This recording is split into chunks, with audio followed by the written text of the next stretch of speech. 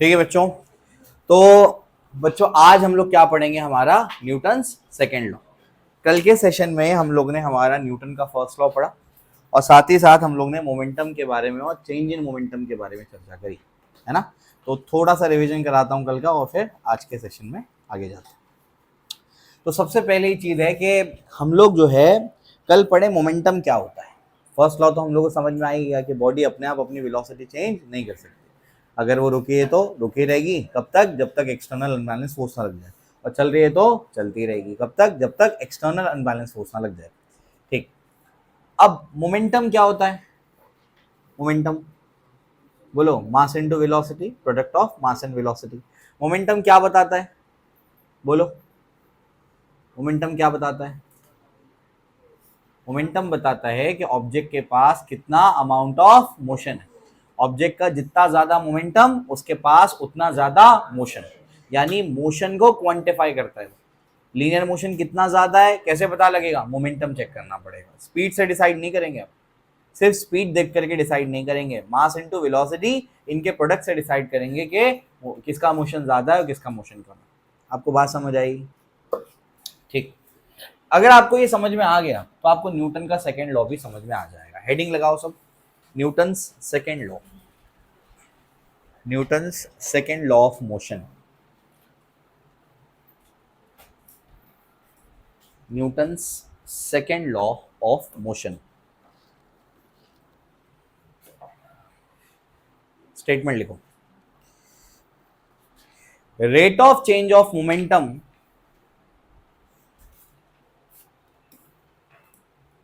rate of change of momentum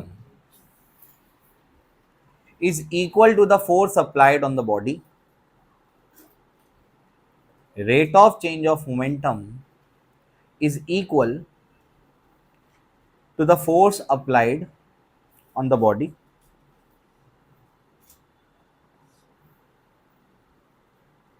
And the change in momentum takes place. And the change in momentum takes place in the direction of the force. And the change in momentum takes place in the direction of the force. Book में statement मिलता है rate of change of momentum is directly proportional to force applied. बाद में equate कर देते हैं उसको, तो इक्वल लिखेंगे तो भी कोई दिक्कत नहीं। ठीक है, ठीक। स्टेटमेंट लिख लिए। अब सब यहाँ पर देखो, सब यहाँ पर ध्यान से सुनना, ध्यान से सुनना। इंपॉर्टेंट चीज बता रहा हूं मैं, आगे बहुत जगह काम आएगी। और फिजिक्स का सबसे important, one of the most important formula यहाँ पर अभी मैं इंट्रोड्यूस करने जा रहा हूँ आपके सामने। ठीक है, चलो भाई।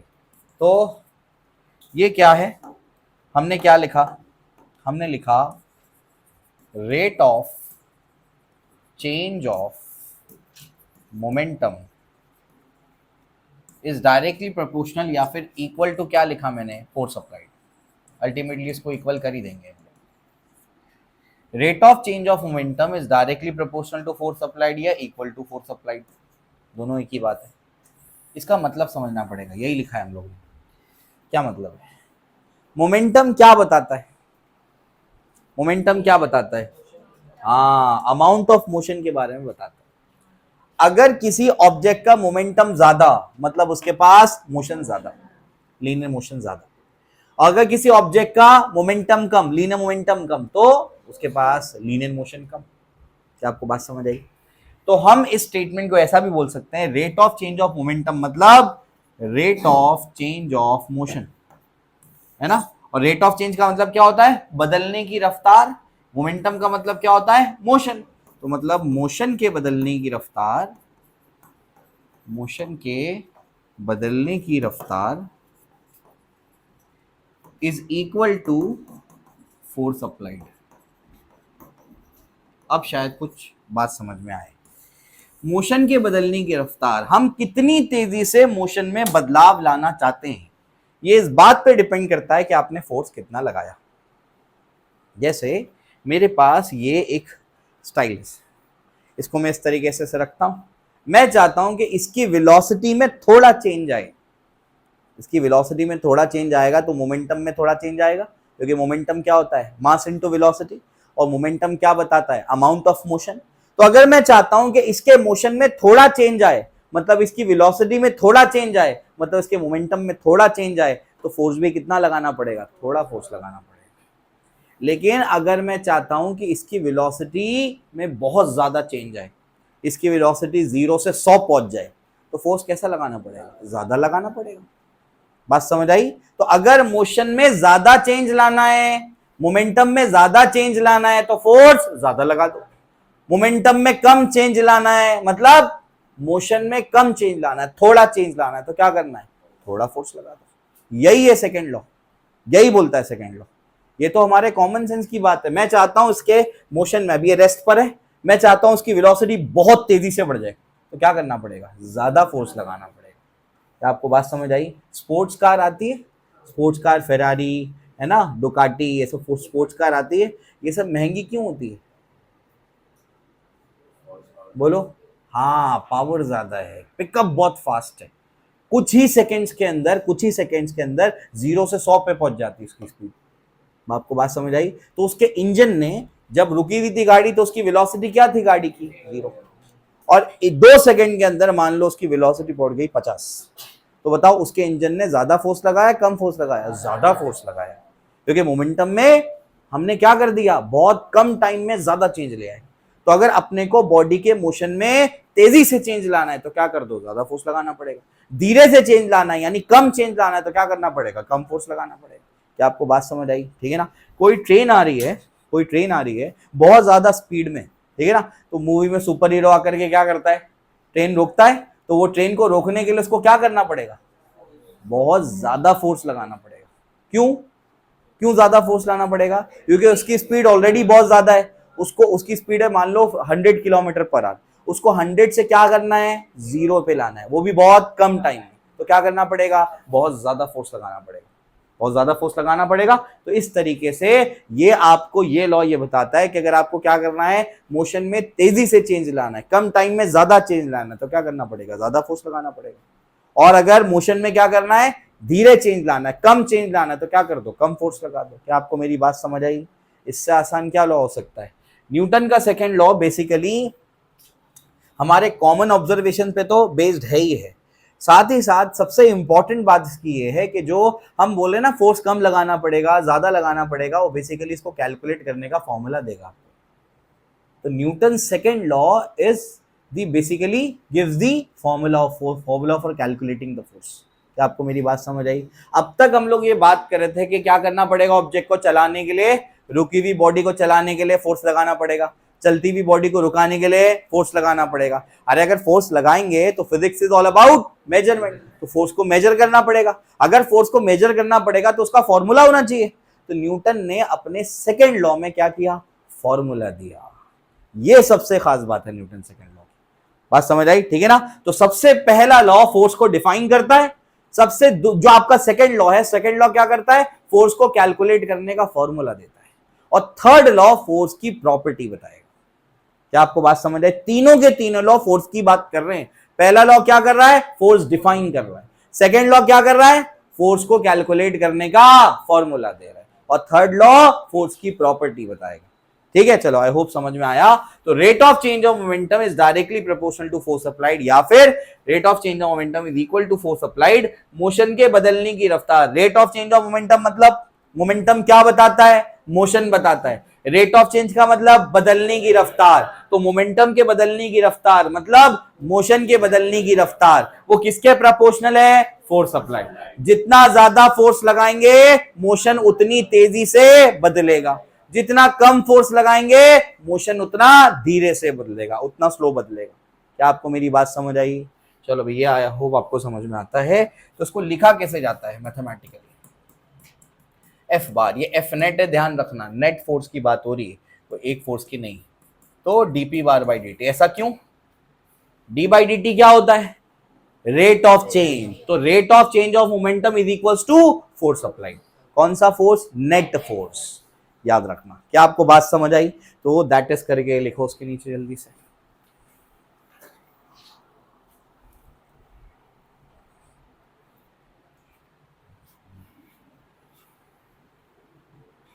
That is F net is equals to dp bar by dt।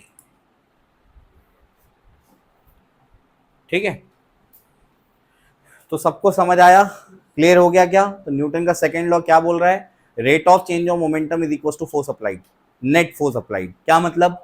Motion को तेजी से चेंज करना है तो ज्यादा फोर्स लगाना पड़ेगा, मोशन को धीरे से चेंज करना है तो कम फोर्स लगाना पड़ेगा, इसकी वेलोसिटी बहुत ज्यादा करनी है तो बहुत ज्यादा फोर्स लगाना पड़ेगा, थोड़ी चेंज करनी है तो थोड़ा फोर्स लगाना पड़ेगा। आपको बात समझ आई? आई होप आपको समझ में आता है। इसके कई सारे और एग्जाम्पल्स है, अभी हम लोग आगे जाकर के इसको डिस्कस करेंगे, ठीक है ना। चलो भाई, ये तो आई होप आपको समझ में आया कि F net is equal to d p bar by d t है। अब थोड़ी सी चर्चा करते हैं इस बात पर, जैसे स्पीड दो टाइप की थी, एवरेज और इंस्टेंटेनियस, वेलोसिटी दो टाइप पढ़ा, average velocity, instantaneous velocity, acceleration दो टाइप का पढ़ा, कौन कौन सा? Average acceleration, instantaneous. हाँ, यूनिफॉर्म नॉन यूनिफॉर्म पढ़ा, लेकिन कैलकुलेशन में कौन कौन काम आता है? एवरेज और इंस्टेंटेनियस काम आता है। तो जैसे ये सारी चीजों के दो टाइप पढ़े जो हमारे कैलकुलेशन में काम आते हैं, बिल्कुल वैसे ही हम लोग को फोर्स के भी दो टाइप पढ़ने, ध्यान से सुनना, ठीक। तो बेटा अब जो है हम लोग फोर्स के दो टाइप पढ़ने जा रहे हैं। क्या होगा आप समझ गए होंगे, एक कौन सा होगा? एवरेज, एक कौन सा होगा? इंस्टेंटेनियस। इंस्टेंटेनियस एवरेज का फॉर्मूला हम लोग जानते हैं, अभी मैंने क्या लिखा? फोर्स का एक्चुअल फॉर्मूला क्या है? Mass into acceleration. नहीं, अभी ये मिथ टूटने वाला है, वो सिर्फ एक स्पेशल केस है। फोर्स का एक्चुअल फॉर्मूला क्या है? फोर्स का फॉर्मूला है change in momentum, change in momentum divided by time taken. ये एक्चुअल फॉर्मूला है फोर्स का। क्या फॉर्मूला है फोर्स का? Change in momentum divided by time taken. बात समझ आई? मोमेंटम का कितना चेंज आया डिवाइड बाय कितने टाइम में आया, ये असल में फोर्स होता है। अब वो कैसे आता है मास इनटू एक्सेलरेशन, वो आपको समझाता हूं। तो एवरेज का फॉर्मूला कैसे लिखोगे? अच्छा, चेंज कैसे लिखते हो बताओ? चेंज कैसे लिखते हो? डेल्टा से या डी से? बड़ा चेंज होगा तो डेल्टा, छोटा चेंज होगा तो डी। अच्छा, एवरेज में टाइम इंटरवल बड़ा लेंगे छोटा लेंगे? बड़ा लेंगे। टाइम इंटरवल बड़ा होगा तो एवरेज, टाइम इंटरवल बहुत छोटा तो इंस्टेंटेनियस। तो यहां पर एवरेज की बात कर रहा हूं तो क्या लिखना पड़ेगा? डेल्टा पी बार बाय डेल्टा टी। क्या आपको बात समझ आई? क्योंकि एवरेज में बड़ा टाइम इंटरवल लेते हैं तो डेल्टा लगा। इंस्टेंटेनियस में क्या लिखेंगे बोलो? डीपी बार बाय डीटी, क्योंकि टाइम इंटरवल बहुत छोटा होता है। इंस्टेंटेनियस का मतलब एट अ पॉइंट नहीं है, इंस्टेंटेनियस का मतलब इन अ वेरी शॉर्ट इंटरवल। कितना शॉर्ट? जितना छोटा आप सोच सकते हैं उससे भी छोटा, ठीक। चलो भाई, आई होप आपको समझ में आता है। तो एवरेज फोर्स का फॉर्मूला डेल्टा पी बार बाय डेल्टा टी, ये सब नेट फोर्स है, भले मैंने नहीं लिखा है, आपको समझना है, सब नेट फोर्स लिखा हुआ है मैंने। एफ इंस्टेंटेनियस का formula DP bar by DT, ये तो हो गया। अब इस पे थोड़ी चर्चा करते हैं, ध्यान से सुनो। हमको क्या पता है? हमको पता है कि D by d T of ये जो मोमेंटम है वो क्या होता है? मास इनटू वेलोसिटी होता है। मोमेंटम क्या होता है? Mass into velocity. फिर आपको मैंने बीएमटी में क्या पढ़ाया था? बीएमटी में क्या पढ़ाया था? यू इंटू वी रूल पढ़ाया था। यू इंटू वी रूल क्या होता है? U into derivative of v plus v into derivative of u, ठीक है ना। u into derivative of v plus v into derivative of u। तो बोलो जल्दी से क्या होगा? जल्दी से बोलो। F bar is equals to m dv bar by dt plus v bar dm by dt। ये हो गया फोर्स का एक्चुअल फॉर्मेट, ये है फोर्स। अब इसमें दो स्पेशल केसेस बनते हैं, वो आपको मैं समझाता हूं। यहां तक सबको क्लियर है? चलो भाई, क्या समझा? न्यूटन का दूसरा लॉ क्या कहता है? बोलो।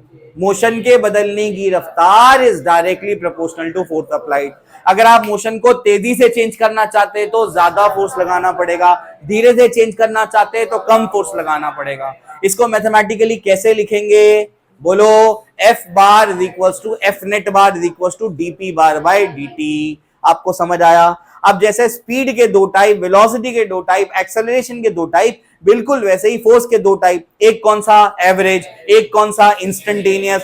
एवरेज में टाइम इंटरवल बड़ा होता है, इंस्टेंटेनियस में टाइम इंटरवल बहुत छोटा होता है। बड़ा टाइम इंटरवल होगा तो डी लगेगा, डेल्टा लगेगा, डेल्टा। तो फॉर्मूला एक्चुअली फोर्स का क्या है? Change in momentum divide by time taken. तो एवरेज में क्या आएगा? चेंज इन मोमेंटम के लिए डेल्टा, डेल्टा पी बार बाय डेल्टा टी, और इंस्टेंटेनियस के लिए डीपी बार बाय डीटी। क्या आपको बात समझ आई? फिर उसके बाद मैंने क्या बोला? मोमेंटम होता क्या है? Mass into velocity, mass into velocity. फिर यहां पर फॉर्मूला लगा u into v, product rule. बोलो क्या होता है? u into derivative of v plus v into derivative of u। उसके बाद ये एक्चुअली फोर्स का फॉर्मूला आया। कौन सा फोर्स है ये? नेट फोर्स है। मैं लिखूं या नहीं लिखूं, आपको समझना है वो नेट फोर्स है। क्या आपको बात समझ आ रही है? इसको कॉपी करो, फिर मैं बताता हूं मास इनटू एक्सेलरेशन कहां सा है। इसको थोड़ा सा और समझने की कोशिश करते हैं। ऑन किए। हाँ, तो अब इसमें जो है दो और बेसिकली क्या है, इसमें टाइप मतलब कैटेगरी समझा देता हूँ, क्लासिफिकेशन समझो, ध्यान से सुनना। सबने लिख लिया यहाँ तक? चलो, तो बेटा क्या आया यहाँ पे, F net is equal to m d v bar by d t plus v bar d m by d t, ये आया। अब इसमें दो और स्पेशल केसेस बनते हैं, ध्यान से सुनना। अगर मास कांस्टेंट है, अगर मास क्या है, कांस्टेंट है, मास अगर कांस्टेंट है और वेलोसिटी क्या है, वेरिएबल है ना। मास अगर कांस्टेंट है, वेलोसिटी वेरिएबल है। इसमें देखो यहां पर अगर आप गौर से देखेंगे तो ये किसका डेरिवेटिव है, मास का डेरिवेटिव है, वो तो कांस्टेंट है। तो अगर मास कांस्टेंट हो गया तो इसका डेरिवेटिव क्या हो जाएगा, तो ये पूरा टर्म ही जीरो हो गया। तो बोलो नेट फोर्स क्या बनेगा, जल्दी बताओ। एफ नेट बार क्या बनेगा, बोलो। M dv bar by d t, यानी क्या आएगा, acceleration. D by d t क्या होता है, rate of change. Rate of change of velocity with respect to time is acceleration. तो ये फॉर्मूला अब बनेगा। ये फॉर्मूला तभी हो सकता है जब मोशन के दौरान ऑब्जेक्ट का मास कांस्टेंट है और वेलोसिटी वेरिएबल। जब आप यहां से यहां चल करके चले गए तो क्या आपका मास बदल गया, नहीं। कोई ब्लॉक यहां से यहां चल करके चला गया तो उसका मास बदल गया, नहीं। तो जब मास कांस्टेंट होगा तब आप लगाएंगे क्या, मास इनटू एक्सेलरेशन। लेकिन कभी कभी ऐसी भी सिचुएशन आती है जिसमें मास कांस्टेंट नहीं रहता है। एग्जांपल देता हूं मैं आपको। एग्जांपल, जैसे कोई हमारे पास ट्रक है, उस ट्रक के अंदर रेती भरी है, ट्रक के बेस पे एक होल हो गया है। जब ट्रक आगे जाएगी तो रेती नीचे गिरती जाएगी। तो रेती और ट्रक सिस्टम जो है उसका मास कांस्टेंट रहेगा कि वेरिएबल, तो मोशन के दौरान उसका मास क्या है, वेरिएबल। तो उसमें आप ये फॉर्मूला नहीं लगा सकते। और एग्जांपल देता हूं मैं आपको। और एग्जांपल क्या है, जैसे रॉकेट है। रॉकेट जब ऊपर की तरफ जाता है तो क्या होता है, उसके जो अंदर फ्यूल भरा हुआ होता है, फ्यूल जलता है और गैसेस बन करके बाहर निकल जाता है। तो उसका मास जो रॉकेट का है वो कांस्टेंट है कि वेरिएबल, वेरिएबल। उसमें भी ये फॉर्मूला नहीं लगा सकते। बात समझ आई? वाटर जेट में नहीं लगा सकते, पंप में नहीं लगा सकते, कन्वेयर बेल्ट में नहीं लगा सकते, और आपका रॉकेट में नहीं लगा सकते, रॉकेट प्रोपल्शन में। तो 3-4 ऐसे आपके पास प्रॉब्लम है जिसमें ये वाला फॉर्मूला नहीं लगा सकते, वरना 98% टाइम तो यही फॉर्मूला लगने वाला है। बात समझ आई? इसलिए आपको बचपन से क्या याद कराते हैं, मास इनटू एक्सेलरेशन। लेकिन ये स्पेशल केस है, ये तभी लगेगा जब मोशन के दौरान ऑब्जेक्ट का मास चेंज नहीं हुआ, कांस्टेंट रहा। क्या आपको बात समझ आई? अब अगर ऐसा हो जाए सेकंड इसमें स्पेशल केस में, if mass is equal two variable, जैसे भी आपको मैंने एग्जांपल दिया है ना, ट्रक का एग्जांपल दिया, मोशन के दौरान मास क्या है, वेरिएबल, लेकिन वेलोसिटी कांस्टेंट है। वेलोसिटी क्या है, कांस्टेंट है। ट्रक कांस्टेंट वेलोसिटी से चल रही है, लेकिन मास क्या कर रहा है, वेरी कर रहा है, ऐसा है। तो देखो ध्यान से, अब इसमें वेलोसिटी कांस्टेंट हो गई। अगर वेलोसिटी कांस्टेंट हो गई तो वेलोसिटी का डेरिवेटिव क्या हो जाएगा, जीरो। तो ये वाला टर्म चला गया। तब नेट फोर्स का फॉर्मूला क्या बनेगा, तब नेट फोर्स का फॉर्मूला बनेगा v bar d m by d t. कब कब लगेगा वो भी यहां लिख देता हूं मैं। रॉकेट वाले केस में लगेगा, और कन्वेयर बेल्ट में लगेगा, कन्वेयर बेल्ट, ठीक है, 10 में पढ़ते हैं आप कन्वेयर बेल्ट के बारे में, कन्वेयर बेल्ट में लगेगा, और पंप वाले केसेस में लगेगा, ठीक है ना, और जेट में लगेगा, वाटर जेट, वाटर जेट वाले केसेस में ये वाला फॉर्मूला लगता है। बात समझ आई? बाकी सब में यही वाला फॉर्मूला लगता है। सबको क्लियर है क्या? चलो भाई, समझ में आया? तो बेसिकली फोर्स का एक्चुअल फॉर्मूला क्या है, dp bar by d t, rate of change of momentum with respect to time. ये हमारा क्या है, फोर्स है। उसको फिर सॉल्व करते हैं तो ये आता है m d v bar by d t plus v d m by d t, v bar d m by d t. फिर उसमें दो स्पेशल केस पढ़ते हैं। अगर मास कांस्टेंट रहा, वेलोसिटी वेरिएबल है, तो क्या होगा, मास इनटू एक्सेलरेशन। अगर मास वेरिएबल है, वेलोसिटी कांस्टेंट है, तो v d m by d t formula बनता है। सबको क्लियर है? तो जो यहां तक बनाए थे ना, उसके आगे दो और स्पेशल केसेस लिख लो। चलो बच्चों, अब देखो आगे चलते हैं। अब क्या है, ये तो सब आपको समझा दिया मैंने कैसे क्या है, मैंने आपको इंपॉर्टेंट चीजें लिख करके दे दी हैं। अब अगर स्लोप निकालेंगे, मोमेंटम टाइम ग्राफ बनाएंगे, पीटी ग्राफ बनाओ।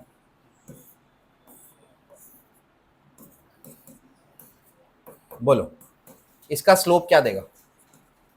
y upon x P by T. बोलो, फोर्स देगा ना। पीटी ग्राफ का स्लोप क्या देगा? फोर्स देगा। समझ आया? अरे delta p by delta t लिख दो, एक ही बात है ना। तो momentum, change in momentum divide by time. Actually slope का फॉर्मूला क्या होता है? Delta y by delta x. यहाँ पर क्या लिखना पड़ेगा? बोलो, हाँ, delta p by delta t. तो ये क्या होगा? फोर्स होगा। समझ में आता है? अब उसके बाद इसका एरिया क्या देगा? जल्दी बताओ, बोलो। P into T. Momentum into time क्या होता है? Momentum into time. Change in momentum upon time तो फोर्स होता है, तो मोमेंटम इंटू टाइम कुछ भी नहीं होता है, इक्वल्स टू नथिंग। तो इसका एरिया कुछ भी नहीं देगा।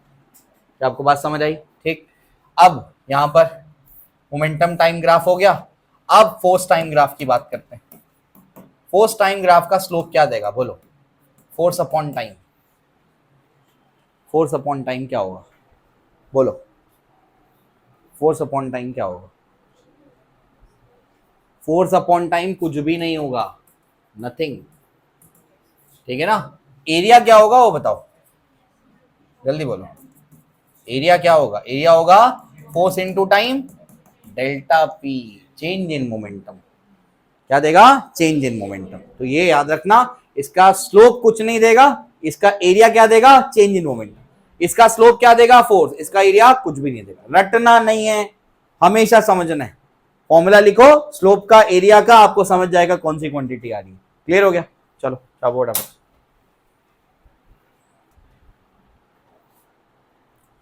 पॉज। चलो अभी ये भी हो गया। आई होप आपको समझ में आया है। ठीक है, इसका स्लोप क्या देगा, एरिया क्या देगा। अब इम्पल्स और एवरेज फोर्स देखो, नए नए टर्म्स पढ़। यूनिफॉर्म मोशन मतलब कांस्टेंट वेलोसिटी, स्टेट का मतलब स्टेट चेंज करना, मतलब वेलोसिटी चेंज करना। फिर हम लोग ने क्या पढ़ा? मोमेंटम क्या होता है, इनर्शिया क्या होता है, इनर्शिया के टाइप्स क्या हैं। फिर अभी हम लोग फोर्स के बारे में पढ़े, दो टाइप का, इंस्टेंटेनियस, एवरेज। फिर अभी हम लोग क्या पढ़ रहे हैं? इम्पल्स, एक और नया टर्म। ठीक, चलो भाई।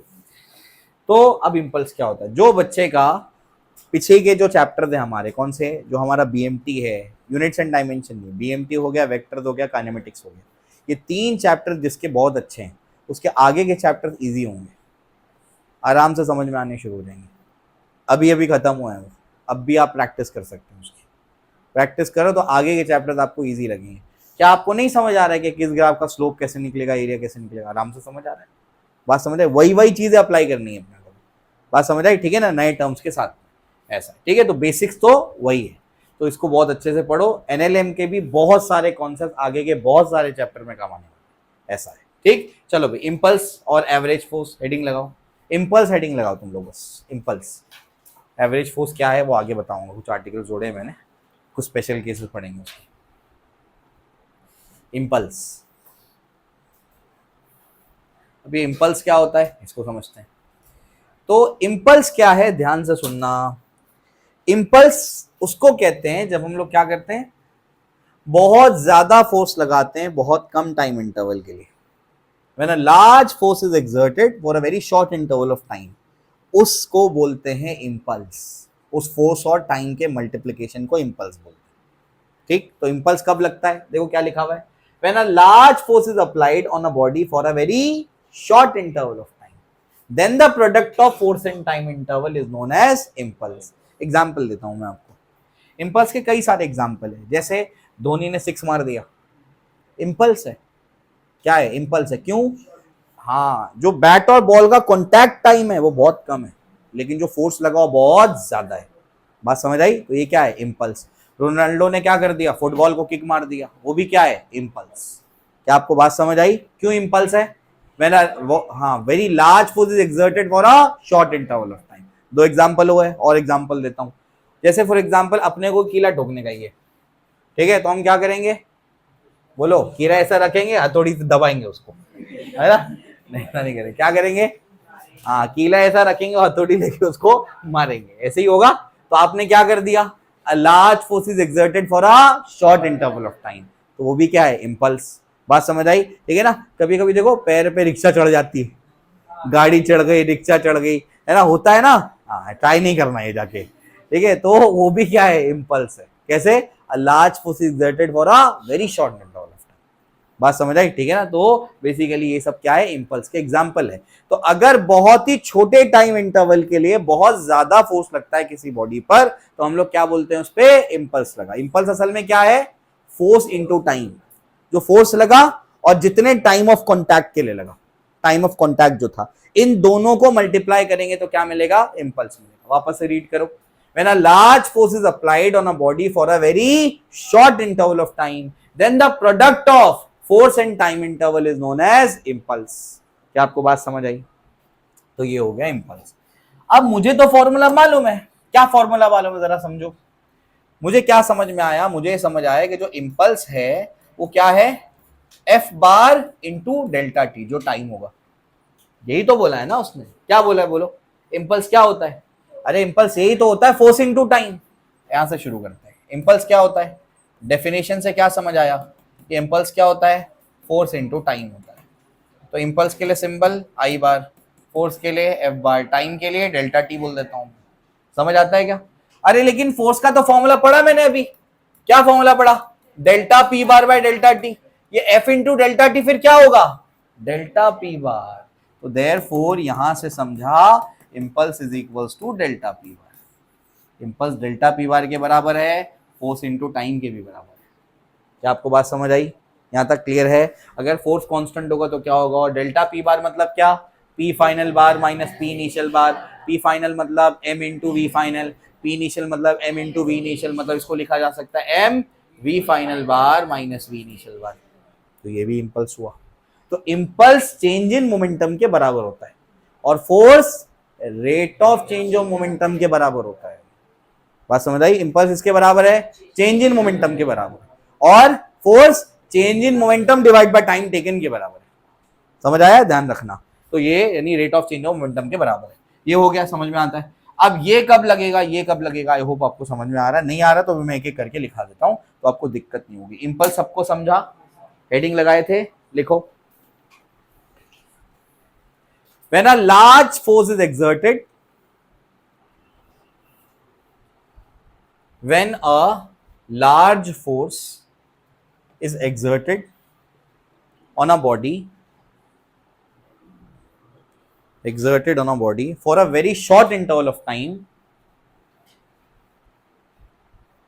when a large force is exerted on a body for a very short interval of time, then the product of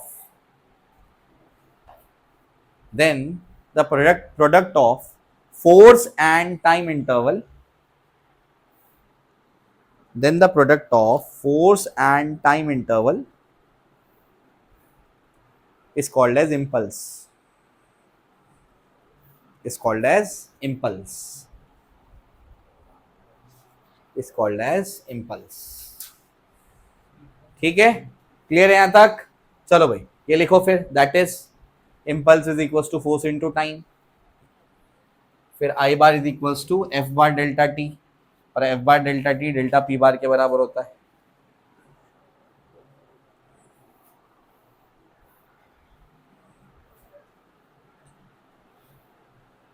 impulse is equals to force into time, फिर ये क्या लिखा है, I बार लिखा हुआ है।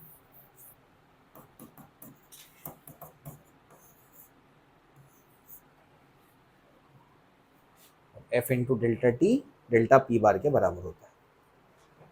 ठीक है, ये आगे लिखेंगे अभी इसको भी, मतलब ठीक है। तो इंपल्स किसके बराबर आया, चेंज इन मोमेंटम के बराबर आया। किसके बराबर, चेंज इन मोमेंटम। इसको बोलते हैं इंपल्स मोमेंटम थ्योरम।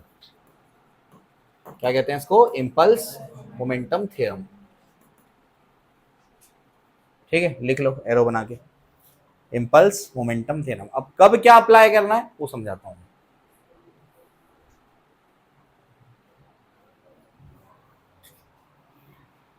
ठीक है, किसी भी क्वेश्चन में क्वेश्चन को सॉल्व करने से ज्यादा ये इंपॉर्टेंट है कि कब कौन सा फॉर्मूला लगाना है, कब क्या अप्लाई करना है, ये सीखना ज्यादा इंपॉर्टेंट है, और टीचर का ये बताना ज्यादा इंपॉर्टेंट है। क्वेश्चन कैसे सॉल्व करना है, बेसिक कैलकुलेशन है, वो तो आप कर ही लेंगे, उतना तो आपसे एक्सपेक्ट किया जाता है कि इतना आपको आएगा। बात समझ आई? लेकिन कब कौन सा फॉर्मूला अप्लाई करना है, ये असल काम है टीचर का। टीचर को ये बताने आना चाहिए। और ये आपको सीखना है कब क्या अप्लाई करना है, वही इंपॉर्टेंट है, वही सबसे ज्यादा इंपॉर्टेंट है। ठीक है ना, चलो भाई, आई होप आपको ये यहां तक तो क्लियर है। अब कब क्या फॉर्मूला लगाना है वो भी बताता हूं, उससे पहले इसका यूनिट देख लो। यूनिट क्या होगा, फोर्स का न्यूटन और टाइम का क्या होगा, सेकेंड। तो डेल्टा पी बार, आई बार किसके बराबर है, डेल्टा पी बार, तो डेल्टा पी बार का यूनिट भी क्या होगा, न्यूटन सेकेंड। यही तो बताया था मैंने पहले कि मोमेंटम का यूनिट क्या है, किलोग्राम मीटर पर सेकेंड या फिर न्यूटन सेकेंड। तो मैंने बोला था आगे पता लगेगा न्यूटन सेकेंड क्यों है, समझे, तो इस वजह से न्यूटन सेकेंड। यहां तक क्लियर है, आई होप आपको समझ में आए। ठीक है, तो ये इसका यूनिट है, लिख लो वहां पर, unit kilogram metre per second और Newton second, kilogram metre per second और न्यूटन सेकेंड। डायमेंशन लिख लो फटाफट से उसके, जो इंपल्स के डायमेंशन वही चेंज इन मोमेंटम के, मतलब मोमेंटम के डायमेंशन। चेंज इन मोमेंटम मतलब मोमेंटम ही होगा ना, वो फाइनल मोमेंटम में से इनिशियल मोमेंटम घटाएंगे तो कोई मोमेंटम ही आएगा। तो जो मोमेंटम का डायमेंशन वही इंपल्स का डायमेंशन। मोमेंटम का डायमेंशन कैसे निकालेंगे, अरे गधेड़ो, क्या यूनिट बना, किलोग्राम मीटर पर सेकेंड, क्या बनेगा m1l1 t-1। सिंपल है, m1l1 t-1 डायमेंशन।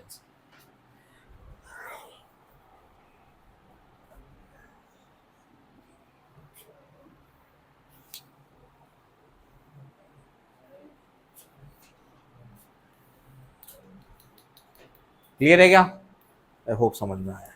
अब कब क्या अप्लाई करना है वो मैं आपको समझा देता हूं, तो आपको दिक्कत नहीं होगी। ठीक है इंशाल्लाह। अच्छा, इसमें फोर्स टाइम ग्राफ क्या देगा, इंपल्स देगा, वो भी देख लेंगे। सब यहां पर ध्यान दो, इंपल्स जो है उसके तीन फॉर्मूले या तीन फॉर्मेट्स आप याद रखो।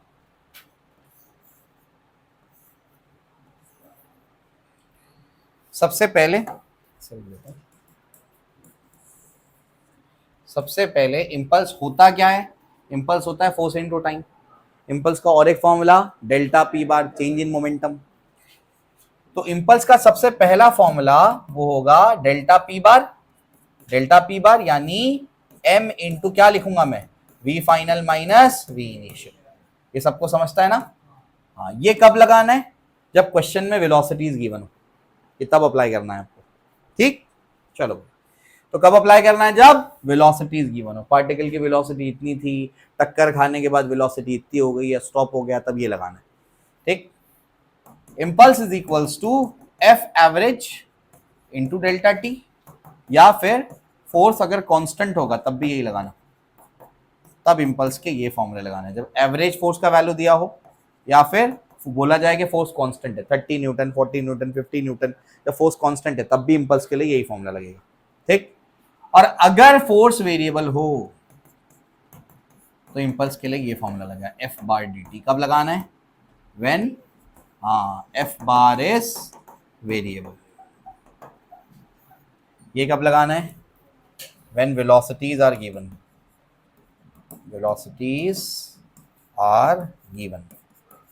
ये तो समझ में आ रहा है, जब एवरेज फोर्स दिया हो या कांस्टेंट फोर्स दिया हो तब ये वाला फॉर्मूला यूज करना है। क्लियर हो गया, इसके अलावा कोई टाइप नहीं है, इसी में आपके सवाल हो जाएंगे सारे। ठीक है, कॉपी करो।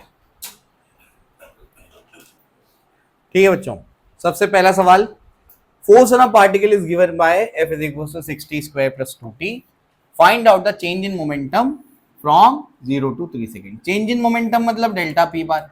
अरे डेल्टा पी बार तो इंपल्स के बराबर होता है, इंपल्स का फॉर्मूला है। और फोर्स कैसा है, कांस्टेंट है कि वेरिएबल है, वेरिएबल है। तो आपको समझ में आ गया कि इंपल्स का कौन सा फॉर्मूला लगेगा, integration of F bar D T. बोलो कहां से कहां तक, 0 से 3 तक। ये क्या है, 60 स्क्वायर प्लस 2t, और ये क्या है dt। समझ गए ना, बोलो क्या होगा, जल्दी से इसको इंटीग्रेट करो। 6 बार जाएगा, टी स्क्वायर का क्या होगा, टी क्यूब बाई 3, कहाँ से कहाँ तक, 0 से 3 प्लस 2 टी स्क्वायर बाई 2, कहाँ से कहाँ तक, 0 से 3, 3 1 जा 3 2 जा, 2 और 2 क्या हो गया, कैंसिल, क्या बचा बोलो, 2t क्यूब 0 से 3 प्लस टी स्क्वायर 0 से 3। सॉल्व कर लेंगे क्या, चलो सॉल्व करो, आंसर बताओ। पता है ना क्या करना है, upper limit minus lower limit. चलो चलो भाई, तो इसका आंसर आएगा 63 न्यूटन सेकेंड, इंपल्स यानी चेंज इन मोमेंटम। सबको क्लियर है, चलो ऐसे ही क्वेश्चन आपकी प्रैक्टिस के लिए। फोर्स गिवन है, इम्पल्स निकालना है, डायरेक्ट बोला है। इम्पल्स के 3 फॉर्मूले हैं। अब इसमें फोर्स कैसा है, कांस्टेंट या वेरिएबल? वेरिएबल। टाइम आ रहा है ना, तो वेरिएबल मतलब इंटीग्रेशन वाला फॉर्मूला लगेगा। चलो स्टार्ट। ठीक है, चलिए देखिए, तो इम्पल्स निकालना है। फोर्स कैसा है, वेरिएबल है। 40 माइनस 3t और ये क्या आएगा dt। कहाँ से कहाँ तक, 0 से 30t। 40 minus 30t dt। ठीक है, कहाँ से कहाँ तक, 0 से t तक। 40 बाहर जाएगा, dt का इंटीग्रेशन बोलो t हो जाएगा माइनस 30 t स्क्वायर बाई 2। ये सबको समझा, क्लियर है? ये फिर से बताऊं एक बार, समझ आया? एक बार देख लो कैसे इंटीग्रेट किया है मैंने। dt को दोनों साइड मल्टीप्लाई कर दिया, दोनों टर्म से। 0 से t बोलो क्या आएगा, 40 dt माइनस इंटीग्रेशन 0 से t 30t dt। 40 बाहर जाएगा तो dt का इंटीग्रेशन क्या बचेगा, t बचेगा। 0 से t 30 और ये क्या हो जाएगा t स्क्वायर बाय 2। कहाँ से कहाँ तक, 0 से t। बोलो क्या आएगा, 40 बाहर जाएगा, upper limit t minus lower limit. बोलो ये हो जाएगा 15t स्क्वायर, तो 15 बाहर जाएगा, अंदर क्या बचेगा बोलो, t स्क्वायर माइनस 0। बोलो क्या बचाएगा, 40t माइनस मतलब 40t minus 15 t square minus 0 मतलब t square. 15 into T square is 15t square answer. ठीक है,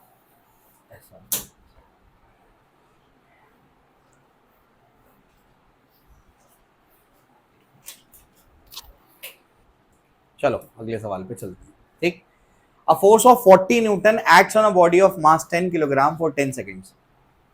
the change in momentum is, change in momentum मतलब इम्पल्स। अब इम्पल्स पूछा है ना, और क्या गिवन है देखो, फोर्स कितना है, 40 न्यूटन। फोर्स कैसा है, कांस्टेंट है। तो फॉर्मूला कौन सा लगेगा बोलो, आई बार इज इक्वल टू क्या आएगा, नहीं नहीं नहीं, एफ कांस्टेंट बोलो इनटू डेल्टा टी, ये वाला फॉर्मूला लगेगा। बोलो फोर्स कितना है 40, डेल्टा टी कितना है 10, कितना आएगा 400 न्यूटन सेकेंड आंसर। ठीक है ना, चलो आई होप आपको ये क्लियर है। चलो ऐसे ही सवाल आपकी प्रैक्टिस के लिए, 200 न्यूटन का फोर्स है, 10 किलोग्राम का मास है, 0.2 सेकेंड के लिए उस पर फोर्स लगा, इम्पल्स निकालो। डायरेक्ट बोला है इम्पल्स। फोर्स कैसा है, कांस्टेंट है, तो आपको पता है कौन सा फॉर्मूला लगाना है। चलो स्टार्ट। चलो ये तो कितना आएगा, 40 Newton second, 200 into 0.2, 40 Newton second. ठीक है, चलो भी ये सवाल है, अब ध्यान से देखो। A hammer of mass 5 kilogram is moving with a speed of 10 meters per second and stops when struck with the wall, है ना। 5 मीटर पर सेकेंड से आप लेकर के आए, उसके बाद जब वो दीवार को स्ट्रक होता है तब उसके बाद रुक जाता है, तो फाइनल वेलोसिटी क्या हो गई, 0 हो गई, है ना। आपको पूछा है if the contact time is 0.2 second find impulse, है ना। 0.2 सेकेंड के अंदर उसकी वेलोसिटी 5 से 0 हो गई, तो मतलब ये क्या है, बहुत कम टाइम इंटरवल के लिए ज्यादा फोर्स लगा होगा। बात समझ आई, तो ये क्या है, इम्पल्स। तो इम्पल्स निकालना है। अब फॉर्मूला कौन सा लगेगा ये बताओ, क्या गिवन है, वेलोसिटी, तो फॉर्मूला लगेगा m v final bar minus v initial बार।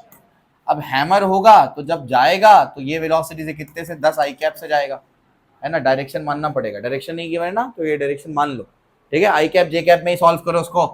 बोलो मास कितना है, बोलो मास कितना है 5, फाइनल वेलोसिटी 0, इनिशियल क्या हो जाएगी 10 आई कैप। भाई बोलो इम्पल्स क्या होगा, हाँ impulse is minus 50 I cap, और मैग्नीट्यूड कोई पूछे तो 50 न्यूटन सेकेंड, ये इसका मैग्नीट्यूड है। सबको क्लियर है। सेकेंड पार्ट, एवरेज फोर्स निकालना है। फॉर्मूला कौन सा लगेगा, फोर्स एवरेज हो या कांस्टेंट हो, तो इम्पल्स का फॉर्मूला क्या है, एफ एवरेज इंटू टी, है ना। तो इम्पल्स जो है वो क्या आया, उसका मैग्नीट्यूड क्या आया 50 आया, तो यहाँ क्या लिख दूंगा मैं, F average into delta T 50। F average निकालना है, डेल्टा टी कितना है 0.2, 50 बोलो क्या होगा, एफ एवरेज क्या होगा 50 डिवाइड बाई 2 10⁻⁴ कितना आएगा 250, 250 250 न्यूटन आंसर। क्लियर है, ऐसा सॉल्व करेंगे इसको। कॉपी कर लिए, ठीक है। चलो चलो भाई ये एक सवाल है, सब यहां पर ध्यान देंगे अभी, देखो ध्यान दो। A ball of mass m is dropped from height h, it strikes the ground with speed v and rebound with the same speed in time T. ऐसा नहीं होता है रियल लाइफ में, तो ऐसा नहीं होता है, आइडियल केसेस नहीं। क्यों? जितनी स्पीड से टकराएगा उतनी स्पीड से रिटर्न आता तो उसी हाइट पे रिटर्न आता, लेकिन टकराने के बाद टप्पा खाने के बाद क्या होता है, वो कम हाइट तक आता है, एनर्जी लॉस हो जाता है। कुछ आपको सुनाई देता है टप्पा खाने की आवाज, कुछ हीट में चला गया, कुछ साउंड में चला गया, तो एनर्जी लॉस्ट हो गई उसकी। क्या आपको बात समझ आई? लेकिन यहाँ पर आइडियल कंडीशंस में उसने क्या बोला है कि बॉल को ड्रॉप किया उसने कितनी हाइट से, h हाइट से, और ये टक्कर कितनी स्पीड से यहाँ पर स्ट्राइक किया, ड्रॉप किया मतलब u0 था, स्पीड बढ़ती गई बढ़ती गई बढ़ती गई, और स्ट्राइकिंग स्पीड क्या है, v है ना, v से टक्कर मारा और यहां से जब रिटर्न गया तो भी v से गया, ऐसा बोल रहा है, ऐसा बोला है क्वेश्चन में। देखो ना, ball of mass m is dropped from height h, it strikes the ground with speed v and rebounds with the same speed in time t. Find out the average force on the ball. Average force निकालना है, formula क्या है, delta p by delta T, यही formula है। तो F average का formula क्या है बोलो, डेल्टा पी बार बाय डेल्टा टी। अब डेल्टा पी बार मुझे लिखना आता है, डेल्टा पी बार क्या बोले जल्दी से, अरे डेल्टा पी बार मतलब p final minus P initial, फिर आपको पता है ना क्या लिखेंगे, m into we final bar minus we initial bar divide by delta t, time कितना लिया उसने, टी। क्या आपको बात समझ आ रही है? अब क्या है, मास कितना है, एम है, तो वी फाइनल निकालना पड़ेगा, वी इनिशियल निकालना पड़ेगा। इनिशियल वेलोसिटी जब वो टकराया तो वी इनिशियल कितना होगा, जल्दी बोलो, वी इनिशियल कितना होगा, वी इनिशियल होगा, अच्छा वी मतलब वेलोसिटी, वेलोसिटी मतलब वेक्टर, वेक्टर मतलब दो चीजें, क्या, मैग्नीट्यूड और डायरेक्शन। मैग्नीट्यूड क्या है, वी, डायरेक्शन क्या है, माइनस जे कैप, ऐसे, तो माइनस वी जे कैप लिखेंगे। और जो टक्कर खा के जो उसकी फाइनल वेलोसिटी होगी इस इंस्टेंट पे, वो क्या होगी बोलो, स्पीड, मैग्नीट्यूड क्या है v, लेकिन प्लस जे कैप। क्या आपको बात समझ आई? तो v स्पीड से टकराया लेकिन माइनस वी जे कैप, और रिटर्न गया प्लस वी जे कैप।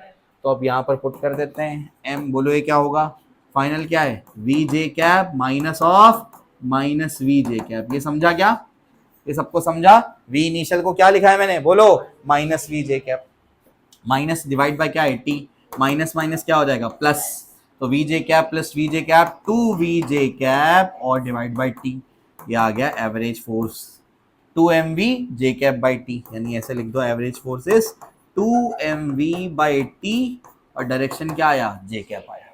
अगर कोई मैग्नीट्यूड पूछेगा तो बताओ क्या आएगा, हाँ मैग्नीट्यूड पूछेगा तो 2 एम वी बाई टी। सबको क्लियर है? ऐसे सॉल्व करेंगे उसको, चलो चलो आगे देखो, a car of mass 500 kilogram is moving with a speed of 20 meters per second, is stopped by applying brakes। तो इनिशियल स्पीड आपको समझ में आ गई, स्टॉप्ड बोला है मतलब फाइनल स्पीड क्या है, 0 है, अप्लाइंग ब्रेक्स इन 5 सेकेंड्स, 5 सेकेंड का टाइम है, चेंज इन मोमेंटम निकालना है, चेंज इन मोमेंटम मतलब इम्पल्स।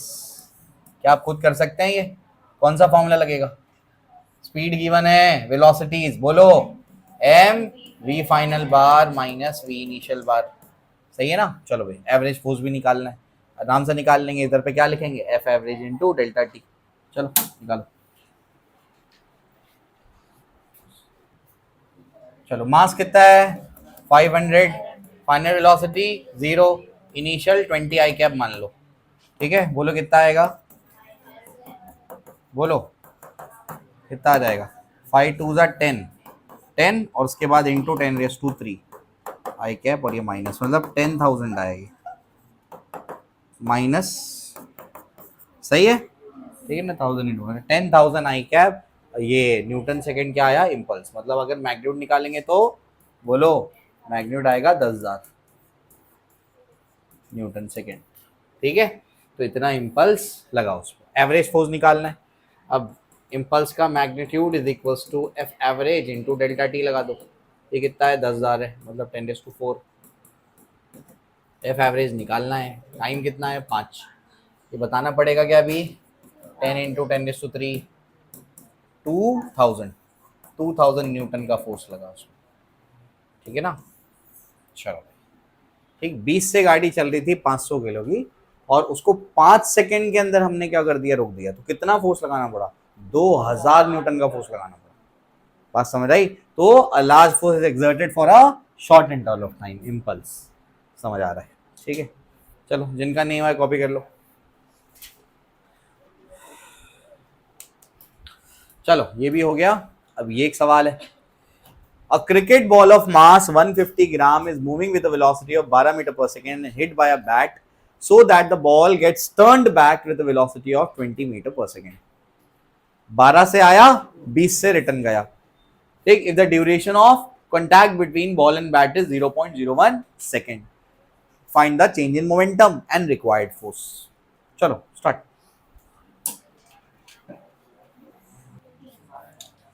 तो क्या बोलता है, ये कितनी वेलोसिटी से गया, 12 से गया, और रिटर्न कितने से आया बोलो, 20 से रिटर्न आया, मतलब -20 आई कैप हुआ। सही है, ठीक। अब मास अपने को पता है, अपने को चेंज इन मोमेंटम मतलब इम्पल्स निकालना है। तो क्या फॉर्मूला लगेगा, M we final bar minus we initial बार।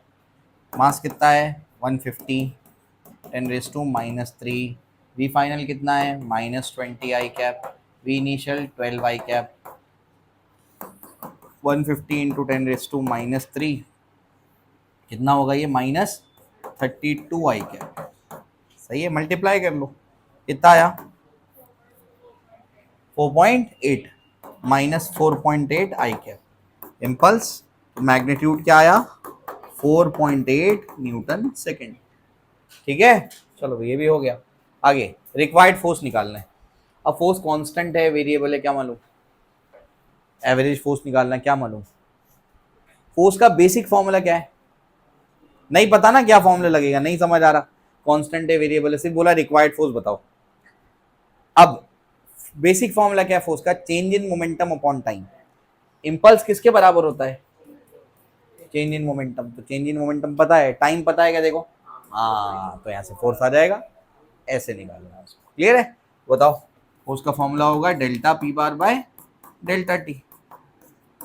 बोलो कितना है ये, 4.8 डिवाइड बाय कितना है 0.01, 4.8 इंटू 10⁻² आ जाएगा ये। ठीक है, तो कितना आ जाएगा 480 न्यूटन, 480 न्यूटन का फोर्स लगेगा उसमें।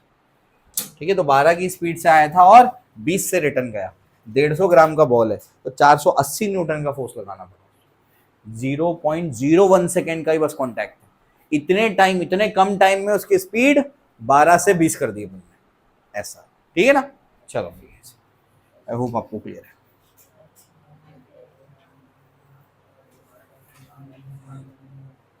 चलो बच्चों आगे चलते।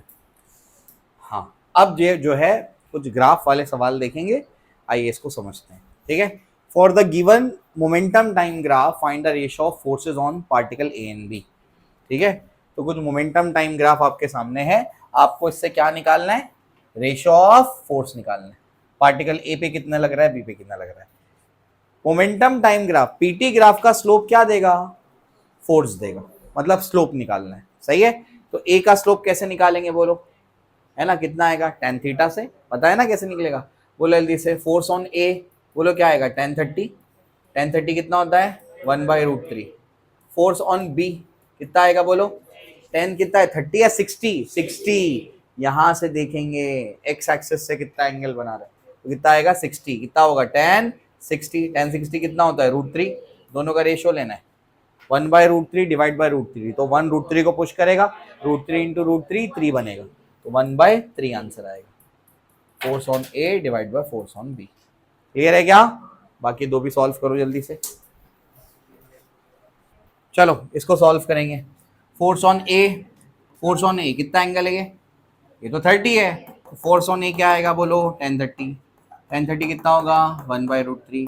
फोर्स ऑन बी, अब बी का फोर्स निकालना है, अब ध्यान से सुनना, ध्यान से सुनना, कहाँ से एंगल चेक करना है, बी का एक्स एक्सिस से, मतलब टाइम एक्सिस से, ये वाला एंगल चेक करना पड़ेगा। ध्यान से सुनो, ये 45 है, ये 45 है, तो जो बचा वो क्या बचा, वो भी तो 45, टोटल 90 है, तो बी का एंगल कितना आया 45, ऐसे सोचना है इसको।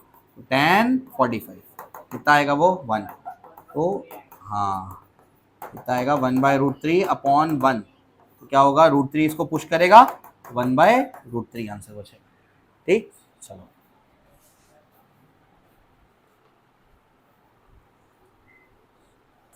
चलो यहाँ देखो, ए का एंगल कितना है, देखो यहाँ पहले यह देख लो, ये कितना है 30 + 15, ये 45 है, टोटल 90 है ना ये, तो यहाँ से जो बचा वो क्या हुआ 45, तो यहाँ फोर्स ऑन ए क्या आएगा 1045, 1045 तो 1 आता है।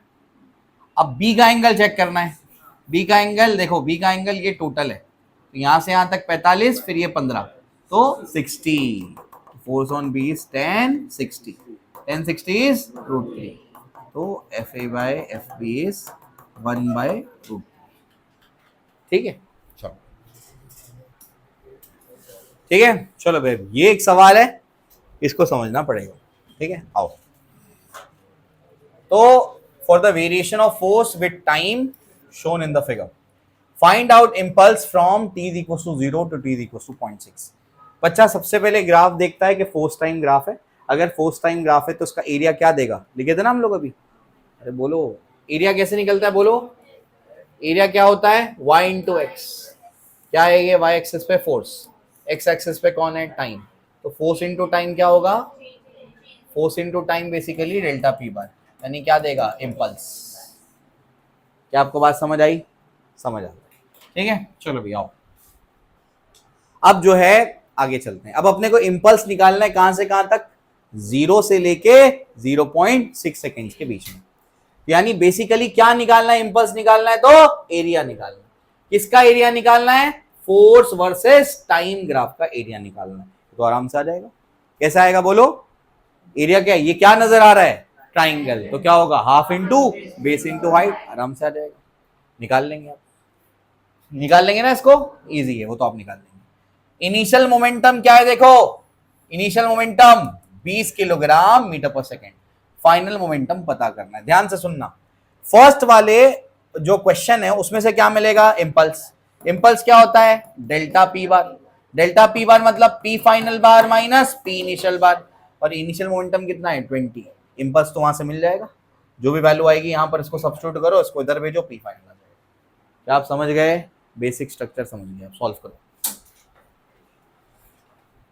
चलो बोलो पी फाइनल माइनस पी, अच्छा ये तो पहले तो क्या निकालना पड़ेगा, इम्पल्स निकालना पड़ेगा, इम्पल्स क्या होता है बोलो, area under force time graph, ठीक है ना, बोलो एरिया निकालो इसका, क्या होगा ट्राइंगल है, half into base into height, half into base कितना है 0.6, हाइट कितनी है 200, सही है, बोलो कितना आएगा, कितना 2 1 200, कितना आएगा 60 न्यूटन सेकेंड इम्पल्स, ये आ गया।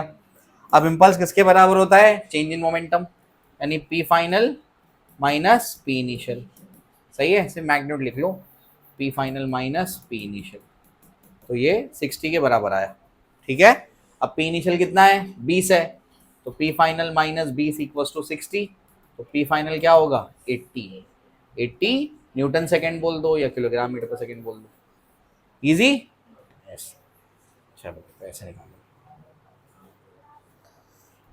नहीं लिखे थे, अरे यार लिख लो, अभी इजी है वो, चलो ये निकालो, सबसे पहले क्या चेक करो, कौन सा ग्राफ है, देखो फोर्स टाइम ग्राफ है, चलो स्टार्ट करो, चेंज इन मोमेंटम मतलब इम्पल्स निकालना है, स्टार्ट,